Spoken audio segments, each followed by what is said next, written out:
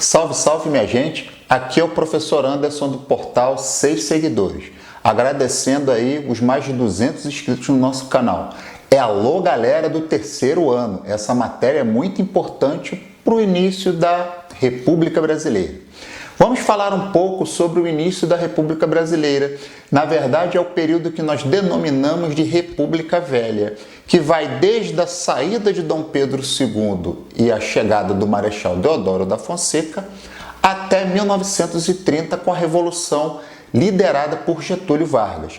Nós vamos falar da segunda parte, a República Oligárquica. O que é oligárquica ou o que é oligarquia? Oligarquia é o que nós chamamos desde o tempo lá da Roma Antiga, da Grécia Antiga também, o governo de poucos. Quer dizer, poucas pessoas se consideravam líderes, poucas pessoas se consideravam protagonistas no cenário político de qualquer território. E quando falamos em república oligárquica, nós falamos de uma oligarquia que liderava os destinos do país. Essa oligarquia basicamente era dos grandes fazendeiros, dos grandes proprietários das fazendas de café ou dos grandes produtores de leite. Daí nós temos o primeiro aspecto da república oligárquica, é a república do café com leite. Nós tínhamos vários estados no Brasil, mas São Paulo e Minas Gerais basicamente dominaram a política no início do governo brasileiro. Boa parte dos presidentes ou eram ligados à oligarquia de São Paulo, cafeeira, ou à oligarquia, poderemos dizer, leiteira, de Minas Gerais. Eles se revezavam no poder e fazia com que esses desejos da oligarquia se prevalecessem perante a qualquer outra demanda da sociedade brasileira de então.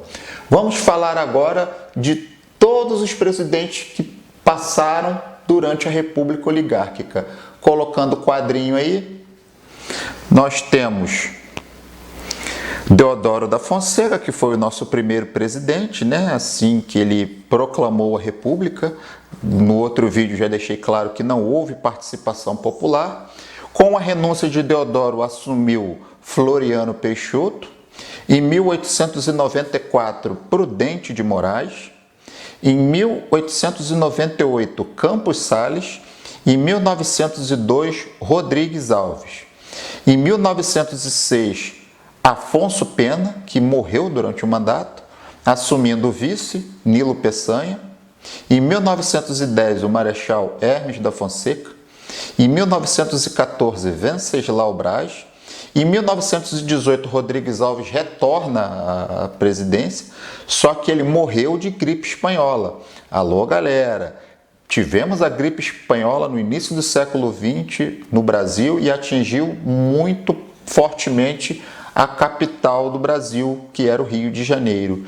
O próprio presidente acabou morrendo de gripe espanhola. E 100 anos depois nós temos a epidemia de coronavírus.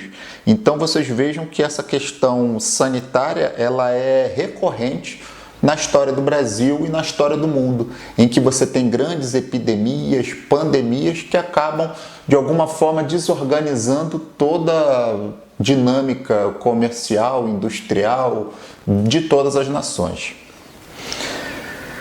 Em 1918 nós temos o Delfim Moreira, vice de Rodrigues Alves, que assumiu no seu lugar. Temos em 1919 o Epitácio Pessoa. Em 1922, Arthur Bernardes. Em 1926, o Washington Luiz.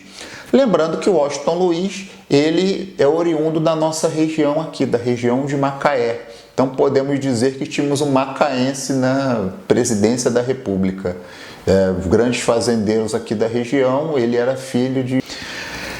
O que nós temos que entender quando falamos na República Oligárquica, nós falamos basicamente do poder dos proprietários de café. O principal e o primeiro produto nas exportações brasileiras era o café. Era um produto muito apreciado, na verdade é muito apreciado até hoje, mas ele era o carro-chefe de toda a economia. Basicamente, né, as ferrovias que começaram a ser implantadas no período imperial, mesmo os portos, muitas vezes tinham ligação direta para poder fazer essa exportação para a Europa e Estados Unidos. Então a nossa economia, ela durante todo esse período foi extremamente dependente dessas exportações de café.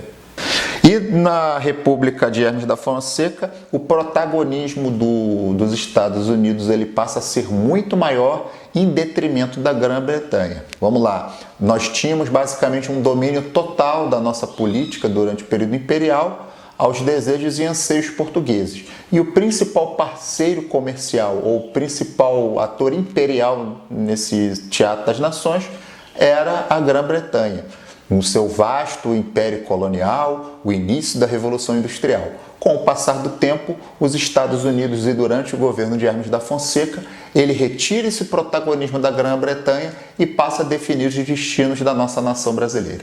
Boa parte do sudeste brasileiro era muito favorecido por conta das exportações, a proximidade com a capital federal, São Paulo e Minas Gerais eram os principais atores, e você começou a ter sinais de descontentamento com os destinos da nação em outras regiões do Brasil. Basicamente, na região norte e nordeste, era muito abandonada, muito esquecida e muito pouco favorecida com os benesses, os benefícios e a resolução de gravíssimos problemas sociais. Então, nós temos três fenômenos: da notoriedade do Padre Cícero, no sertão do Ceará, nós temos a figura do Lampião com os seus cangaceiros, e nós temos a figura do Antônio Conselheiro no Arraial de Canudos. Todos esses movimentos, tirando toda a brutalidade, principalmente do bando de Lampião, que até hoje se discute se ele realmente era um santo ou era um vilão, você tem esses movimentos ganhando força no interior do Brasil devido ao grande descontentamento com os problemas sociais que muitas vezes não eram resolvidos.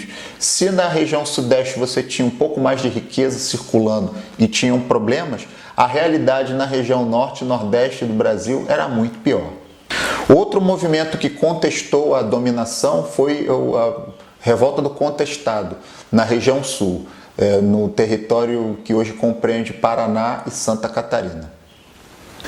E o Brasil, no início do século XX, ele passou a ser um território que atraía muitos imigrantes. Basicamente, a modernização industrial causada pela Revolução Industrial, a forte crise econômica na Europa, possibilitou que muitos imigrantes europeus e também a grave crise japonesa fez com que muitos imigrantes japoneses chegassem ao Brasil. Na verdade, muitos autores entendem que foi uma espécie de branqueamento da mão de obra. Lembre-se que a abolição da escravatura aconteceu em 1888, A libertadora, Princesa Isabel. Se não fosse ela, não estaríamos até hoje escravizados. Lembrando que eu estou falando em modo ironia, tá, gente? As lutas contra o escravismo, elas rolavam desde muito tempo. O Ceará conseguiu libertar seus escravos 2 anos antes, o Piauí conseguiu libertar seus escravos 1 ano antes.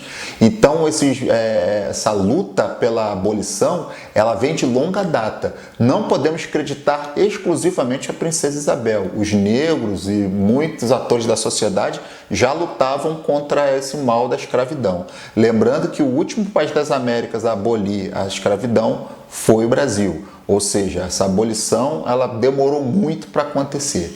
E esses negros, muitas vezes, à medida que eles foram libertados, eles não tinham meios de sobreviver, eles não tinham meios efetivamente de ter uma vida melhor.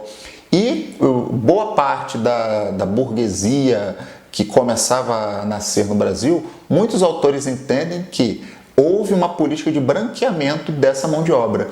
E casou a fome com a vontade de comer. Os europeus e os japoneses, com altos índices de desemprego, graves crises econômicas no seu país, se tornaram imigrantes. E boa parte desses imigrantes, basicamente portugueses no Rio de Janeiro, basicamente italianos em São Paulo, japoneses em São Paulo, boa parte desses imigrantes vieram tentar a sorte no Brasil. Muitos autores alegam que eles tinham expertise, domínio das máquinas, eles conseguiam operar as máquinas, já os negros não. Na verdade, tem um pouco de racismo e preconceito nessa história aí. É como se o negro não tivesse condição efetivamente de se tornar um operário no futuro, né? Se tornar um trabalhador, um integrante do proletariado. Então, muitos autores entendem que houve esse branqueamento sim, né, para excluir as classes negras desse nascente mercado de trabalho. E vocês vejam que as raízes da discriminação e do preconceito e da questão do largar na frente, elas têm raízes desde o tempo da abolição dos escravos. Durante esse período da República Oligárquica, tivemos uma grande crise, muito causado também pela Primeira Guerra Mundial, né, pela questão da grave crise econômica que esses países passavam. E foi feito o Convênio de Taubaté. Olha que interessante, os grandes proprietários de café, eles tinham grandes excedentes de produção que não estavam mais sendo vendidos com aquela velocidade toda. Então o governo compra essa produção de café e queima. Com isso, os grandes proprietários continuam ricos, e a nação brasileira é obrigada a desembolsar vultosas fortunas, né, vultosas quantidade de dinheiro, para fazer com que esses grandes proprietários não tivessem tanto prejuízo com a diminuição das vendas de café no exterior.